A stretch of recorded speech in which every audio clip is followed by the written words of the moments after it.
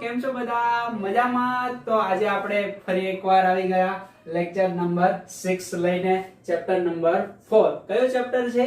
Yes, રાસાયણિક બંધન અને આણ્વીય રચના. આજનો આપણો ગોલ યાની કે આખો લેક્ચર ભણશું ને એ શું ભણશું તો કે લેટિસ ઉર્જાનો ખ્યાલ મેળવશું. હવે પ્રશ્ન એ થતો હશે કે લેટિસ ઉર્જા તો અમે આગળના લેક્ચરની અંદર ભણી ગયા. યસ, એ માત્ર લેટિસ ઉર્જાની વ્યાખ્યા હતી અને એના વિશે થોડી ઘણી માહિતી હતી, યાની કે કોને કહેવાય લેટિસ ઉર્જા. ઓકે, નો ડાઉટ એ તમે અભ્યાસ કરી ગયા. પરંતુ આ લેટિસ ઉર્જાને આપણે ક્યાં સુધી પહોંચાડવાની છે? નીટ અને જેઈઈ સુધી. તો હવે જે આજના લેક્ચરની અંદર હું ભણાવીશ એ તમારી એનસીઈઆરટી ની બુકની અંદર નથી, પણ એનાથી પ્રશ્ન આવી શકે કે લેટિસ ઉર્જા એક ઇક્વેશન આપી દેશે અને કહેશે કે આમની લેટિસ ઉર્જા જણાવો. તો કઈ રીતે જણાવશો? તો એનો ખ્યાલ આપણે મેળવવાનો છે. તો શરૂઆત કરીએ આપણે કે આગળના લેક્ચરની અંદર લેટિસ ઉર્જા માટેનું એક સમીકરણ હતું. દાખલા તરીકે Na+ ગેસ ફોર્મની અંદર હતો, ઓકે, Cl- ગેસ ફોર્મની અંદર હતા, યાની કે વાયુમય અવસ્થામાં હતા. ઓકે, આની આપણે પ્રક્રિયા કરતા એટલે આપણને શું મળ્યું તો કે NaCl. કઈ અવસ્થાની અંદર? તો કે ઘન સોલિડ અવસ્થાની અંદર. ઓકે, અને આ દરમિયાન અહીંયા ઉર્જા ઉત્પન્ન થતી હતી અને આ ઉર્જાને શું કીધું? લેટિસ ઉર્જા. જો ઉર્જાને તમે અહીંયા લખો તો પ્લસ કરીને લખવાની, નિપજમાં આપણને શું મળે? ઉર્જા મળે. તો ઉર્જા મળે તો આ બાજુ લખાય ને. આપણે ઉર્જા આપતા હોય તો કઈ બાજુ લખાય? આ બાજુ. એ પ્રક્રિયા આપણને ઉર્જા આપે છે તો કઈ બાજુ લખાય? આ બાજુ. સમજ પડે છે? યાની કે અહીંયા જો આપણે લખવું હોય તો આના માટે ડેલ્ટા H જે કઈ છે તો કે લેટિસ ઉર્જા. ઓકે, કઈ થશે તો કે માઈનસ થશે, યાની કે ઋણ થશે. પણ અહીંયા લખીએ તો પ્લસ લખવી પડે ને આપણે. યસ, આને કઈ પ્રક્રિયા કહેવાય? ઉષ્માક્ષેપક પ્રક્રિયા. યાદ રાખજો, કઈ પ્રક્રિયા? તો કે ડેલ્ટા H જો માઈનસ હોય તો એને કહેવાય ઉષ્માક્ષેપક પ્રક્રિયા. તો આના માટે મારે લેટિસ ઉર્જાની વ્યાખ્યા આપવી હોય તો આપી શકાય. ખ્યાલ આવે છે ને? કઈ રીતે? તો કે વાયુમય અવસ્થામાં 1 મોલ આયનો સંયોજાઈને જે ઉર્જા ઉત્પન્ન કરે એને શું કહેવાય? લેટિસ ઉર્જા. આના કરતા ઊંધી પણ વ્યાખ્યા હું આપી શકું કે વાયુમય અવસ્થામાં આયનીય સંયોજન તો કે આયનીય સંયોજન માંથી આપણે શું બનાવવા છે? આયનો બનાવવા માટે આપવી પડતી ઉર્જાને કઈ ઉર્જા કહેવાય? લેટિસ ઉર્જા. સમજ પડે છે? તો આ રીતે એની આપણે વ્યાખ્યા આપી. હવે મારે તમને એવું કહેવું છે કે લેટિસ ઉર્જા મેળવવી છે તો લેટિસ ઉર્જા મેળવવા માટે કોઈ ડાયરેક્ટ મેથડ છે નહીં, બધી જ ઇનડાયરેક્ટ મેથડ છે. કઈ રીતે? તો પહેલા તો હું અહીંયા લેટિસ ઉર્જાની વ્યાખ્યા લખી દઉં. કઈ રીતે લખી? જો અહીંયા બીજી વ્યાખ્યા લખું છું એ પણ તમે ધ્યાનમાં લેજો કે વાયુમય અવસ્થામાં 1 મોલ શું? 1 મોલ આયનો જોડાઈને આયનીય સંયોજન બનાવે છે. સમજી શકો છો તમે? કઈ અવસ્થા છે? વાયુમય અવસ્થા. ઓકે, 1 મોલ આનો 1 મોલ આનો, યાની કે 1 મોલ આયનો જોડાઈને ઓકે આયનીય સંયોજન બનાવે. NaCl એ કેવું કમ્પાઉન્ડ છે? આયનીય સંયોજન. તો આયનીય સંયોજન બનાવે છે. ઓકે, આ દરમિયાન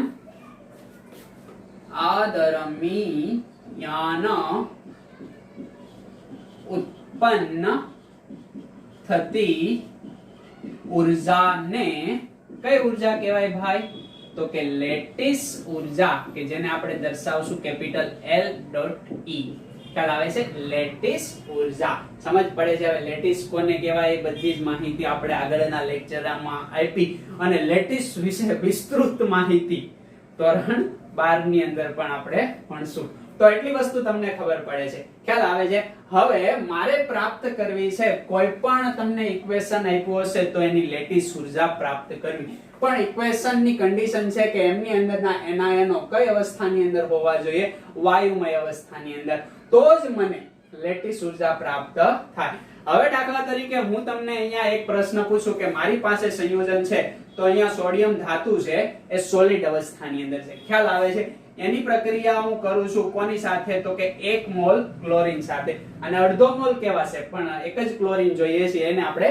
ઓકે, તો અડધો મોલ ક્લોરીન સાથે આ ક્લોરીન છે એ કઈ અવસ્થાની અંદર છે, વાયુમય અવસ્થાની અંદર. ઓકે, તો વાયુમય અવસ્થાની અંદર છે, અને આની પ્રક્રિયા થતા મને શું મળે છે, NaCl સોલિડ ફોર્મ ની અંદર. યાની કે અહીંયા જે સંયોજનો જોડાય છે, આયનો જોડાય છે, એ કઈ અવસ્થામાં નથી, તો કે ગેસિયસ વાયુમય અવસ્થાની અંદર નથી. તો અહીંયા મને જે ઉર્જા મળશે એ લેટીસ ઉર્જા હશે નહીં, એ આ સંયોજનોને બનાવવા માટેની ઉર્જા હશે, ખ્યાલ આવે છે ને. યાની કે એને હું કહું સર્જન ઉર્જા, delta H F, formation energy. શું કહેવાય, તો કે ફોર્મેશન એનર્જી. ગુજરાતીમાં કહું તો આને કહેવાય સર્જન ઉર્જા અથવા તો એન્થાલ્પી, ખ્યાલ આવે છે ને. સર્જન ઉર્જા, કોની સર્જન ઉર્જા, તો કે આ સંયોજનને બનાવ્યું.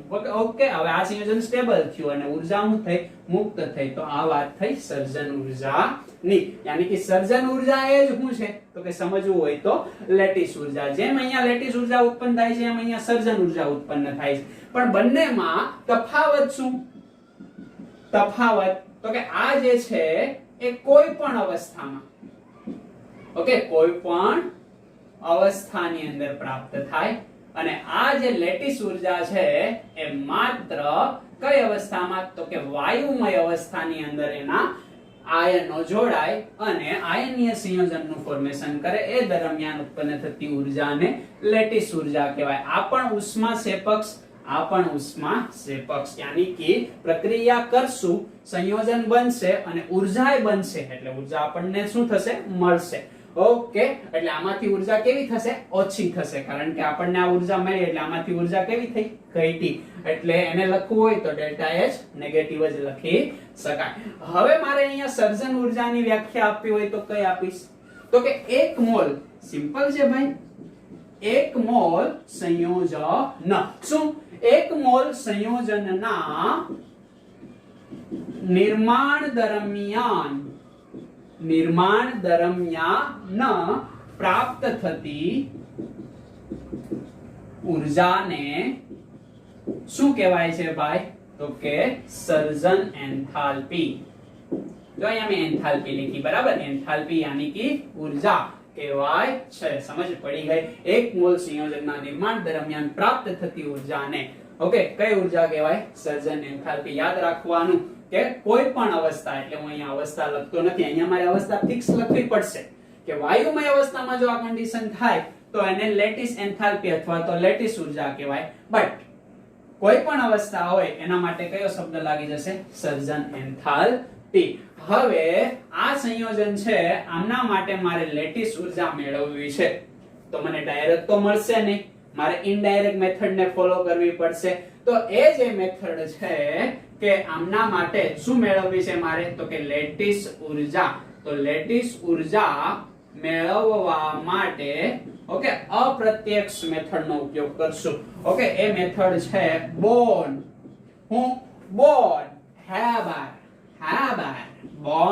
હેબર ચક્ર અથવા સાયકલ.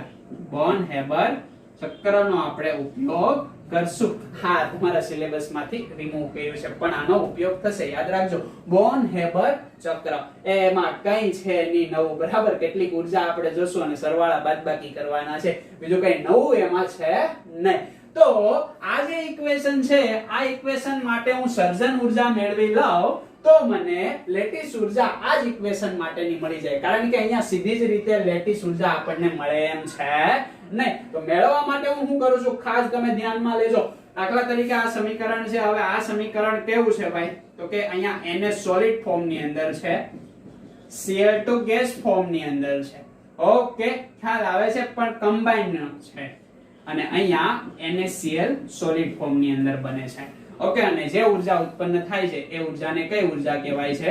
તો કે હીટ ઓફ ફોર્મેશન એન્થાલ્પી. બરાબર, યાની કે F યાની કે ફોર્મેશન, ફોર્મેશન યાની કે સર્જન કરવું અથવા તો બનાવવું.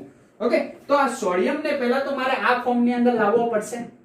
ખ્યાલ આવે છે? આ ફોર્મ ની અંદર લાવે, આ તો સોલિડ છે એટલે આને હું શું કરીશ તો કે ઉદ્ધ્વપાતન કરીશ, યાની કે સોલિડ માંથી કઈ અવસ્થામાં લાવીશ? ગેસ ની અંદર. તો અહીંયા જે ઊર્જા આપીશ એને કહેવાય સબ્લિમેશન એનર્જી. સબ્લિમેશન એનર્જી એટલે શું? તો કે ઉદ્ધ્વપાતી ઊર્જા. સબ્લિમેશન કરવું, ઉદ્ધ્વપાતન કરવું. તો અહીંયા મારે ઊર્જા શું કરવી પડશે?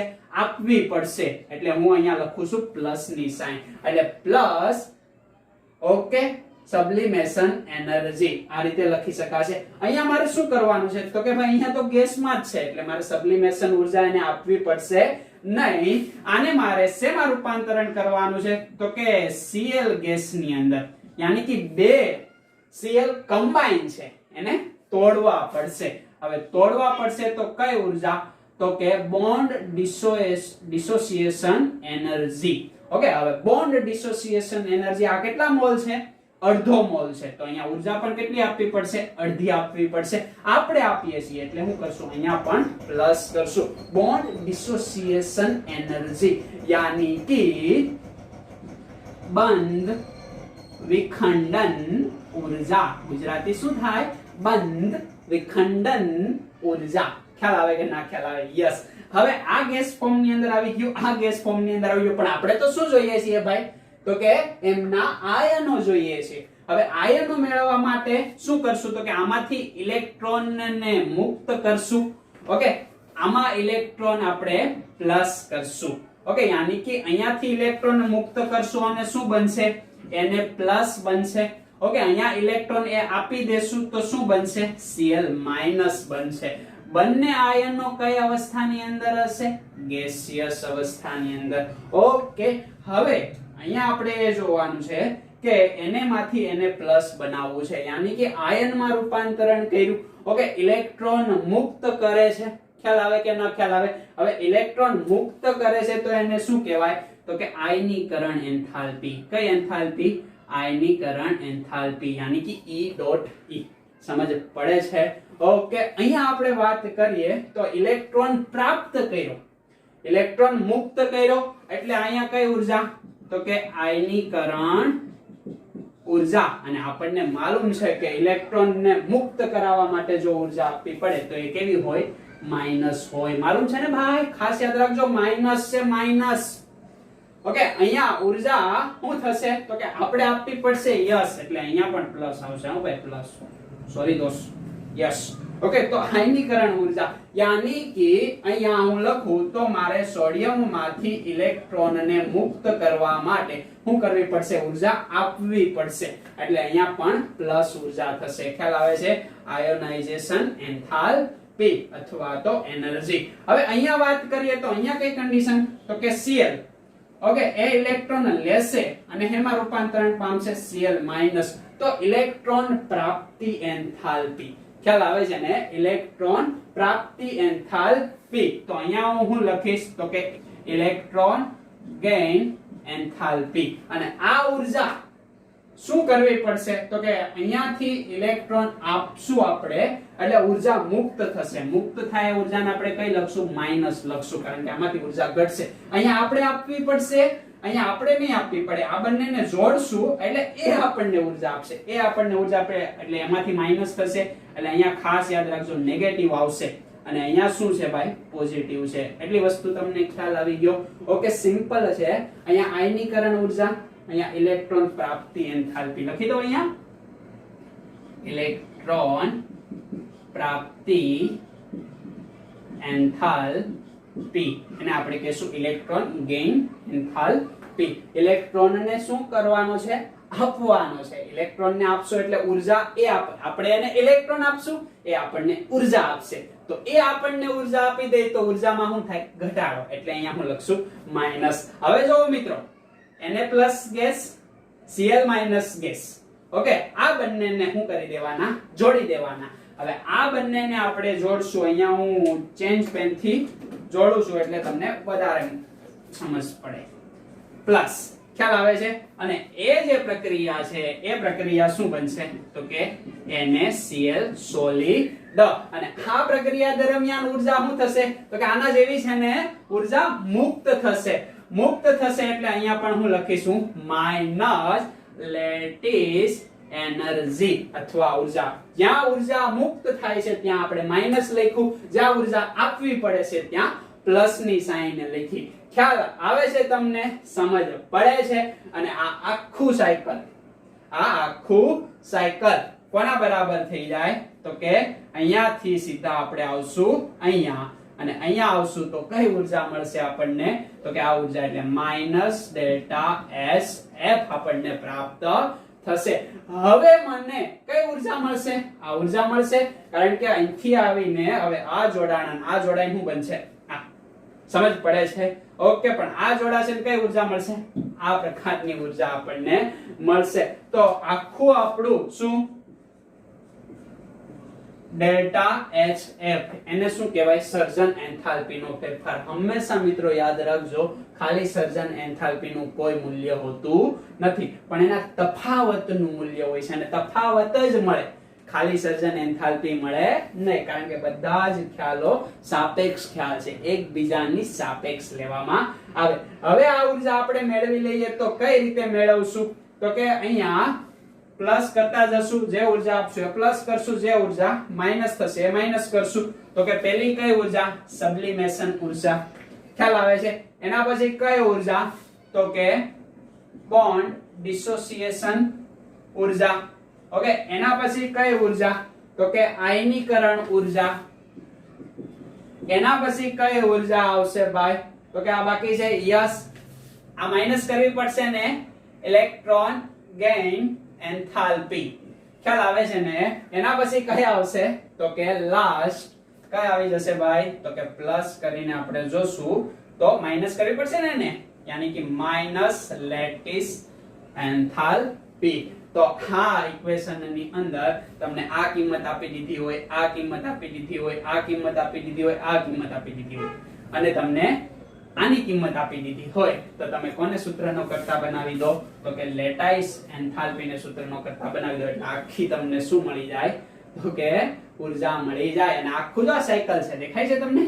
આ રીતે આખું સાયકલ ચાલે. લાસ્ટ આપણે આવું બનાવી દીધું. આપણે કેવું બનાવવાનું તો આવું, તો એ આ જ છે ને. તો આ રીતે જોવા મળે છે. સમજ પડી ગઈ તમને? હજી એક એક્ઝામ્પલ આપણે નેક્સ્ટ તમને આપીએ એટલે આ કન્સેપ્ટ કેવો થાય, વધારે ક્લિયર થાય. એટલું સાપી મારો લખજો. બુક આપણી પાસે આ વસ્તુ બુક ની અંદર આપેલી નથી એટલે સારું એવું લખજો. તો સેકન્ડ એક્ઝામ્પલ લખું હું અહીંયા. મારી પાસે એક્ઝામ્પલ છે શું ભાઈ તો કે મેગ્નેશિયમ સોલિડ ફોર્મ ની અંદર છે. ઓકે. એની પ્રક્રિયા મારે કોની સાથે કરાવવી છે તો કે ચાલો એની પ્રક્રિયા હું કરું ઓક્સિજન સાથે, યાની કે મેગ્નેશિયમ નો ઓક્સાઇડ બનાવું. ઓકે. O2 આ ગેસ ફોર્મ ની અંદર છે અને આની પ્રક્રિયા થતા શું બને છે તો કે મેગ્નેશિયમ ઓક્સાઇડ. એક જ ઓક્સિજન થશે ને.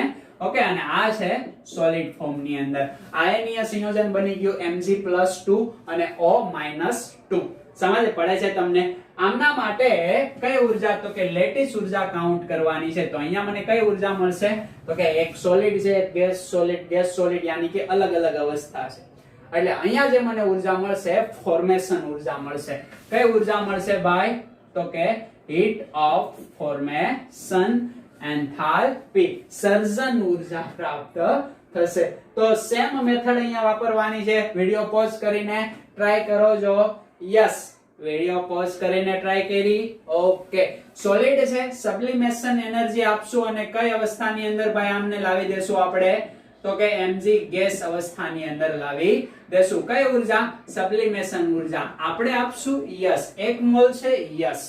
અહીંયા શું થશે ભાઈ તો કે 2 મોલ ઓક્સિજન જોડાયેલા છે, ગેસ ફોર્મ ની અંદર જ છે એટલે અહીંયા આપશું બોન્ડ ડિસોસિએશન એનર્જી. કેટલી આપશું તો કે અડધો મોલ એટલે ભાગ્યા 2 કરશું. ઓકે. શું બનશે O બનશે. યસ, કઈ અવસ્થાની અંદર? ગેસ અવસ્થાની અંદર છે, તો ગેસ અવસ્થાની અંદર જ રહેશે. હવે શું કરશું? તો કે આમાંથી ઇલેક્ટ્રોન મુક્ત કરશું. તો પહેલો ઇલેક્ટ્રોન જ્યારે આપણે મુક્ત કરશું, જોજો આ બાજુ Mg, એક ઇલેક્ટ્રોન એમાંથી મુક્ત કરશો એટલે આપણે ઉર્જા આપવી પડશે કે નહીં આપવી પડે? યસ, આપવી પડશે. અહીંયા સોલિડ માંથી ગેસ બનાવવો હોય તો આપણે ઉર્જા આપવી પડે કે ન આપવી પડે? આપવી પડે. જે ઉર્જા આપવી પડે એ પ્લસ, અને જે ઉર્જા એ આપણને આપે એ એમાંથી હું કરશું? માઈનસ કરશું. તો આ Mg માંથી એક ઇલેક્ટ્રોન હું મુક્ત કરું તો Mg પ્લસ થશે અને એક ઇલેક્ટ્રોન મુક્ત થશે. ઇલેક્ટ્રોન મુક્ત કરવા માટે આપવી પડતી ઉર્જાને શું કહેવાય? તો કે આયોનાઇઝેશન એન્થાલ્પી. ઓકે, અથવા તો એને EE, આપણે આયનીય ઉર્જા કીધું, બરાબર. આની જગ્યાએ આપણે લખી શકીએ શું? Ionisation enthalpy. ઓકે, અને અહીંયા ઇલેક્ટ્રોન ઇન્ફિનિટી, ખ્યાલ આવે છે ને? એટલે ઇન્ફિનિટી એન્થાલ્પી એવું પણ એને તમે કહી શકો. એટલે બે શબ્દ એ યાદ રાખજો. ના યાદ રાખો તો એની હારે આપણે કોઈ મતલબ છે નહીં. આપણે તો કન્સેપ્ટ ક્લિયર થવો જોઈએ કે અહીંયા મારે શું મૂકવાનું. તો કે અહીંયા હું જે આપું છું એ, અહીંયા મારે શું મૂકવાનું? તો એ મને આપે છે એ. સમજ પડે છે ને? તો અહીંયા પહેલી આયોનાઇઝેશન એન્થાલ્પી મને મળશે, ખ્યાલ આવે છે? એટલે Mg માંથી શું બને છે? Mg પ્લસ, ગેસ જ રહેશે. પહેલી આયોનાઇઝેશન એન્થાલ્પી મારે આપવી પડશે ને? ખ્યાલ આવે છે? હું ઉર્જા આપું છું એટલે પ્લસ ઇલેક્ટ્રોન આયોનાઇઝેશન એન્થાલ્પી 1. ખ્યાલ આવે છે? હવે મારે આનું કામ નથી, મારે તો Mg+2 નું કામ છે. એટલે ફરી એકવાર આમાંથી હું શું કરીશ? તો કે Mg+ માંથી હજી એક ઇલેક્ટ્રોન મુક્ત કરી દઈશ. એટલે Mg બનશે અને હજી એક ઇલેક્ટ્રોન મુક્ત થશે. અહીંયા આયોનાઇઝેશન એન્થાલ્પી 2 મળશે. તો હજી મારે ઇલેક્ટ્રોન મુક્ત કરવો હશે એટલે હજી ઉર્જા મારે આપવી પડશે. ખ્યાલ આવે છે ને? આવું તમે ચેપ્ટર 3 ની અંદર ભણી ગયા. ઓકે, તો અહીંયા હજી પ્લસ આયોનાઇઝેશન એન્થાલ્પી 2 આવશે. ખ્યાલ આવે છે ને? અહીંયા E ની જગ્યાએ તમે I પણ લખી શકો. હવે મને અહીંયા શું મળશે? તો કે હવે ભાઈ સીધી વાત છે કે Mg+2 પ્રાપ્ત થઈ જશે. ઓકે, સેમ મેથડ અહીંયા પણ લગાડવી પડશે. યસ, પણ અહીંયા થોડુંક તમારે ધ્યાન રાખવું પડશે. કઈ રીતે? તો કે ઓક્સિજન છે, યસ, એમાંથી શું કરવાનું છે? તો કે ઇલેક્ટ્રોન આપણે આપવાના છે તો જ -2 ચાર્જ આવશે ને? તો એને આપણે પહેલો ઇલેક્ટ્રોન આપીએ એટલે O- બને. આ દરમિયાન શું? તો ઇલેક્ટ્રોન ઇન્ફિનિટી યાની કે ઇલેક્ટ્રોન પ્રાપ્તિ ઉર્જા કે જે આપણે એને આપવી પડશે. ઓકે, તો એને આપવી પડશે કે એ આપણને આપશે? યસ, એ આપણને આપશે. ઇલેક્ટ્રોન પ્રાપ્ત કરશે, બોન્ડ બનશે એટલે ઉર્જા મુક્ત થશે. ઓકે, હંમેશા યાદ રાખવાનું કે બંધને તોડવા માટે ઉર્જા આપવી પડે, બંધનું ફોર્મેશન થાય એટલે ઉર્જા મુક્ત થાય. તો આપણે ચેપ્ટર જ ભણીએ છીએ. યસ, તો અહીંયા બંધ બનશે, એક ઇલેક્ટ્રોન લેશે, ઉર્જા મુક્ત થશે. કઈ? ઇન્ફિનિટી. કોની? ઇલેક્ટ્રોનની. એટલે ઇલેક્ટ્રોન ઇન્ફિનિટી માઈનસ આવશે ને? યસ, ખાસ યાદ રાખજો. અહીંયા ઉર્જા શું થાય છે? મુક્ત થાય છે. પણ અહીંયા જે બીજી ઉર્જા છે આ માઈનસ ની, એને ઓલ ઓવર ઇલેક્ટ્રોન આપણે આપશું તો માઈનસ અપાકર્ષણ થશે. એટલે આ -2 માં લાવવા માટે ઉર્જા આપણે એને આપવી પડશે. હવે આપણે એને આપવી પડશે તો પ્લસ ઇલેક્ટ્રોન ઇન્ફિનિટી. ખાસ આ વસ્તુને યાદ રાખવાની છે. સમજ પડે છે? એટલે આ વસ્તુને આપણે કહેશું E.A2 કહી દઈએ અને અહીંયા -EA1 કહેશું. સમજ પડે છે? તો -EA1 O- એક ઇલેક્ટ્રોન એને આપી દઈએ છીએ તો એ આપણને ઉર્જા આપે છે એટલે માઈનસ. હવે એક ઇલેક્ટ્રોન છે ને હજી તમે બીજો ઇલેક્ટ્રોન પૂછાવો છો.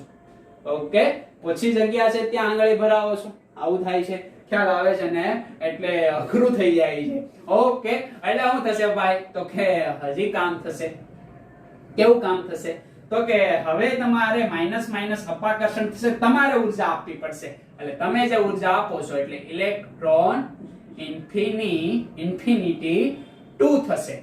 અથવા તો ઇલેક્ટ્રોન પ્રાપ્તિ એન્થાલ્પી આપણે અહીંયા આપીએ છીએ, એ આપણને આપતો નથી એટલે પ્લસ થઈ જાય. એ તમને આપી દેશે રકમની અંદર એટલે ગભરાવું બહુ નહીં. ખ્યાલ આવે છે ને? હવે અહીંયા શું બનશે ભાઈ? O- 2 સમજ પડી ગયો Mg+2 O-2 ગેસ પ્રક્રિયા કરો શું થશે MgO બનશે સોલિડ ફોર્મ ની અંદર અને આ દરમિયાન જે કાંઈ ઊર્જા હશે એ ઊર્જા કઈ હશે તો કે અહીંયા જો ઊર્જા લખું તો પ્લસ લેટિસ ઊર્જા કારણ કે ગેસ માંથી સોલિડ બની ગયું ને આયનીય સંયોજન છે વાયુમય અવસ્થા છે અહીંયા હું લખું તો આ ન લખતા મારે અહીંયા શું લખવું પડે માઈનસ લેટિસ ઊર્જા કારણ કે મુક્ત થશે ને તો આ રીતે હું લખી શકું તો આના માટે મારે આવું લખવું હોય તો લખી શકાય કે ના લખી શકાય તો જો આવી ગયું ને એટલે આખું ચક્ર ખતમ થઈ ગયું એટલે હીટ ઓફ ફોર્મેશન यानी कि સર્જન એન્થાલ્પી તમને કોઈ સંયોજનની સર્જન એન્થાલ્પી આપી હોય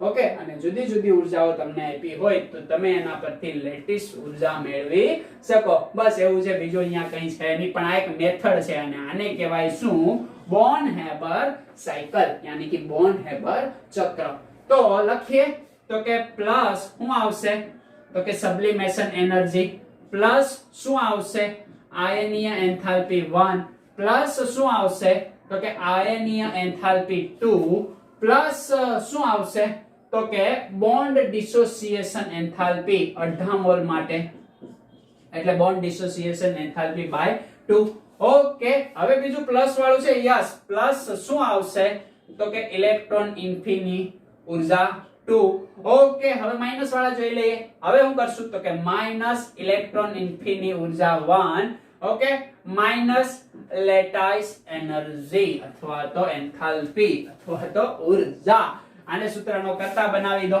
ઓકે શું કરશો આને આ બાજુ લેશો અને આ બાજુ લેશો એટલે તમને અહીંયા લેટિસ ઊર્જા પ્રાપ્ત થઈ જશે ખ્યાલ આવે છે તમને તો આવા કોઈ પણ એક્ઝામ્પલ હોય તમને બધી જ ઊર્જાની વેલ્યુ આપી દે તો તમારે ખાલી થોડું એટલું વિચારવું પડે કઈ માઈનસ થાય કઈ પ્લસ થાય ક્યાં કેટલી કરવાની છે ક્યાં બાય 2 લગાડવાના છે તમને એવું નહીં કે બોન્ડ ડિસોસિએશન એન્થાલ્પી 500 આપી દે તો અહીંયા તમારે 500 નથી મૂકવાના કેટલા મૂકવા પડે 250 મૂકવા પડે એટલે આવું થોડું ધ્યાનમાં રાખવું પડે એટલે મેળ આવી જાય સમજો છો ને બરાબર તમારી કોપીમાં આને નોંધ કરી રાખજો ઓકે તો એ ગુજરાત બોર્ડ માટે નથી પણ કોના માટે છે નીટ અને જેઈ માટે એટલે એના માટે તમે આને ખાસ ધ્યાનમાં લેજો ઓકે હવે મારે વાત કરવાની છે શું તો કે આ જે લેટિસ ઊર્જા છે લેટિસ ઊર્જાને અસર કરતા પરિબળો અને એમાં કેવા પ્રકારના પ્રશ્નો પૂછાય એની મારી ચર્ચા તમારી સાથે કરવી છે જો તમે હા કહો તો તમારી હાથ છે ઓકે ચાલો આને લખી નાખો નેક્સ્ટ જોઈએ આપણે લેટિસ ઊર્જાને અસર કરતા પરિબળો એકદમ સરસ દેખાય છે તો હવે આપણે વાત કરીએ લેટિસ ઊર્જાને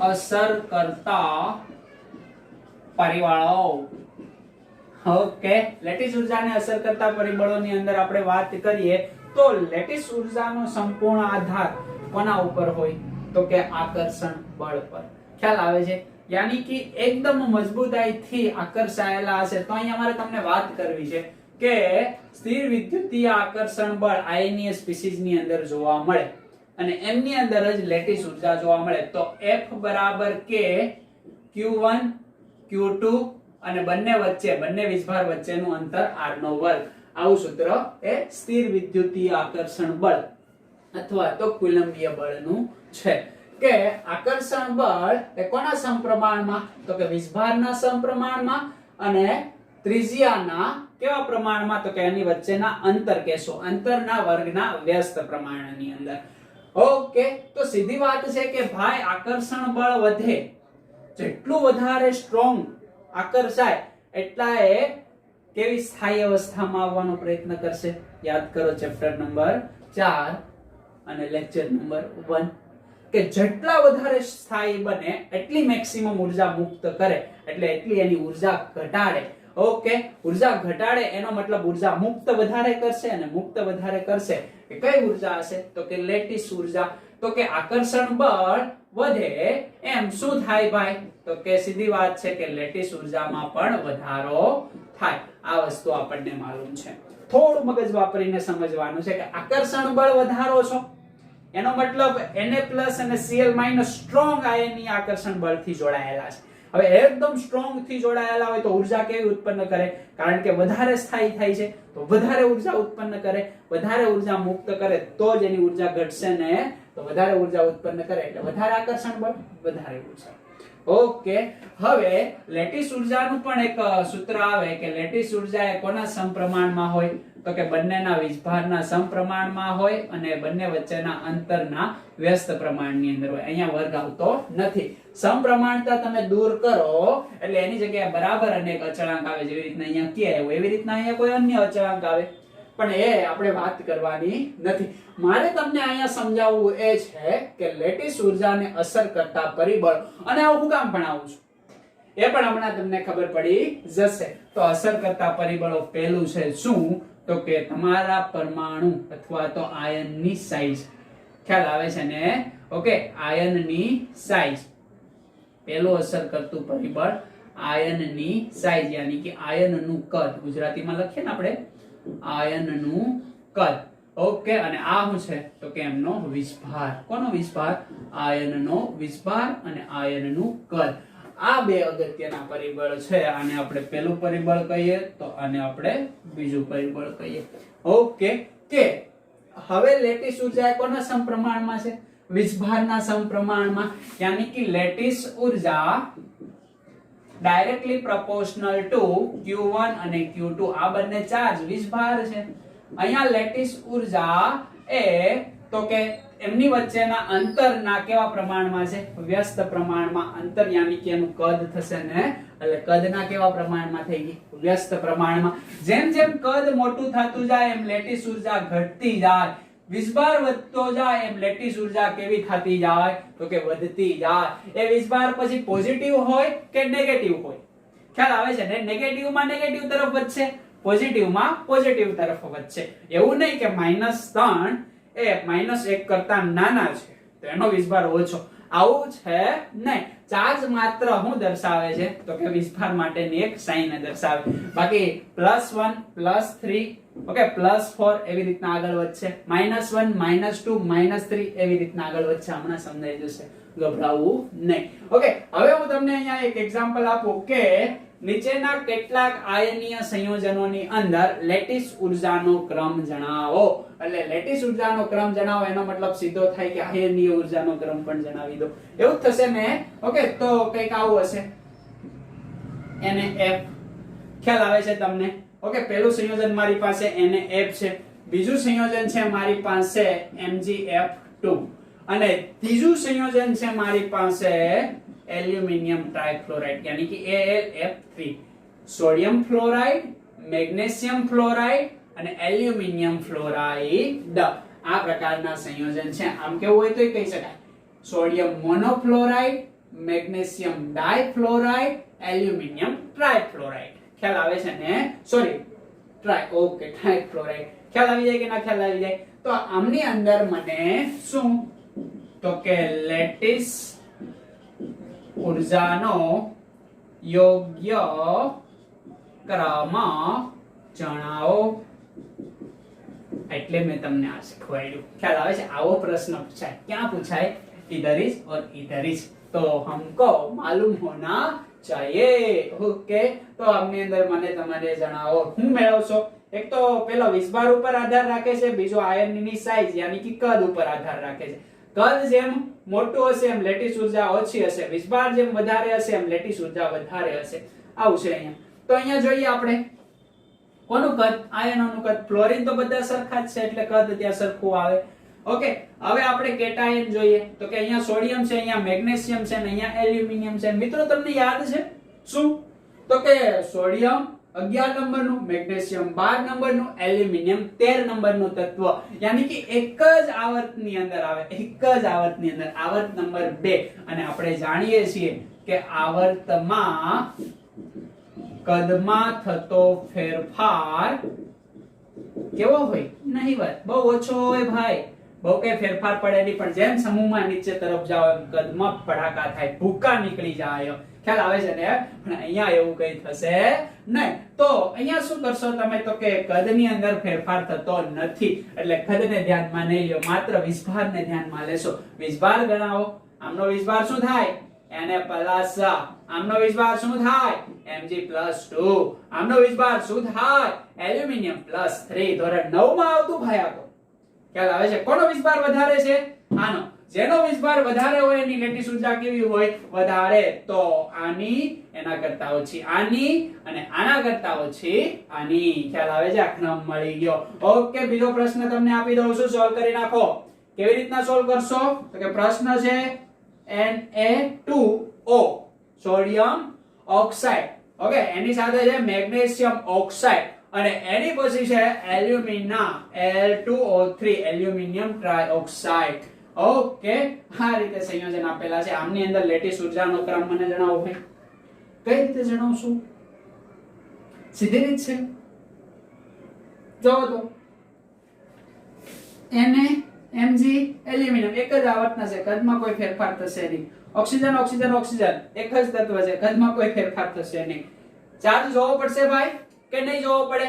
જોવો પડશે. શું કરશો? Same concept same. અહીંયા ફ્લોરિન હતો એની જગ્યાએ ઓક્સિજન જોડાઈ ગયો, બાકી કઈ નવું છે નહીં. અહીંયા Na+, અહીંયા Mg+2 અને અહીંયા Al+3. તો આ એનાથી ઓછો આ, એનાથી ઓછો આ. ખ્યાલ આવે છે તમને? સમજ પડી ગઈ ને? ઓકે, એના પછીનો પ્રશ્ન મારે આપવું છે તમને લિથિયમ ઓક્સાઇડ. ઓકે, અને એની સાથે હું તમને આપું છું લિથિયમ નાઇટ્રાઇટ. ખ્યાલ આવે છે તમને? લિથિયમ ઓક્સાઇડ અને લિથિયમ નાઇટ્રાઇટ. ઓક્સિજન 8 નંબરનું, નાઇટ્રોજન 7 નંબરનું, એક જ આવર્ત નંબર 2. કઈ ફેરફાર થશે નહીં. લિથિયમ લિથિયમ સરખા છે, કદમાં કોઈ ફેરફાર થશે નહીં, માત્ર વીજભાર જોવાનો છે. કઈ રીતે જોશો ભાઈ વીજભાર? કઈ રીતે જોશો? ઓકે, હવે લિથિયમ છે તો લિથિયમ તો +1 જ આવવાનું છે. લિથિયમનો વીજભાર શું થાય? +1. અહીંયા લિથિયમનો વીજભાર શું થાય? +1. પણ અહીંયા આ નાઇટ્રોજનનો વીજભાર શું થશે? -3. ઓક્સિજનનો વીજભાર શું થશે? -2. આવું તો આવડે ને ભાઈ તમને? +1 છે, અહીંયા 3 છે, એનો મતલબ અહીંયા -3 હોવા જોઈએ. આ +1 છે, અહીંયા 2 છે, એનો મતલબ અહીંયા -2 હોવા જોઈએ. આવું તમે ધોરણ 9 ની અંદર શીખી ગયા ભાઈ. ઓકે, હવે જો તો આ તો સરખો છે, પણ અહીંયા નેગેટિવ યાની કે એના ના વીજભાર ડિફરન્ટ છે. કોણ મોટું છે? ગણા ગયા આને મોટું કહેવાય નહીં, ખાલી વીજભારને અવગણી નાખવાનો. ખ્યાલ આવે છે ને? માઇનસ પ્લસ ને ધ્યાનમાં લેવાના નહીં. વીજભાર એનાયન છે કે કેટાયન એવું લખવા માટે હોય. ઋણ વીજભાર છે કે ધન વીજભાર, મોટું કોણ થશે? આ તો આ વધારે આવશે. સમજ પડી ગઈ ને? એટલે આ વસ્તુને ધ્યાનમાં લેજો. થાય છે ને કન્સેપ્ટ ક્લિયર? યસ. હવે તમને 4 નંબરનો પ્રશ્ન હું આપું છું. શું? તો કે NaCl ઓકે અને KCl.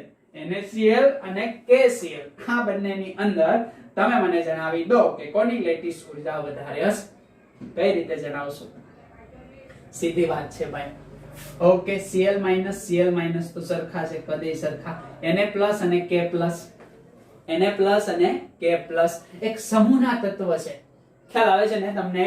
ઓકે, ઉપર આવશે શું? તો કે Na+, નીચે શું આવશે? K+. સમૂહમાં નીચે તરફ જઈએ એમ કદ શું થાય ભાઈ? તો કે વધે. અને જેમ કદ વધે એમ લેટીસ ઉર્જા ઘટે. દેખાય? બંને વ્યસ્ત પ્રમાણની અંદર છે, બંને વ્યસ્ત પ્રમાણની અંદર છે. ખ્યાલ આવે છે ને? ઓકે, આને તમારે કદ કન્સિડર કરવાનો. હકીકત અંતર હશે, પણ અંતર જેમ કદ વધારે હશે એમ અંતર વધારે હશે, એટલે કદ કન્સિડર કરો. અને આ તમે વીજભાર યાની કે ચાર્જ કન્સિડર કરો. ખ્યાલ આવે છે તમને? ઓકે, તો K+ નું કદ મોટું છે. બંનેમાં જો ચાર્જ સરખા જ છે, અહીંયા પ્લસ અહીંયા માઈનસ. વીજભાર હવે અહીંયા ધ્યાનમાં લેવા નહીં. હું ધ્યાનમાં લેશો?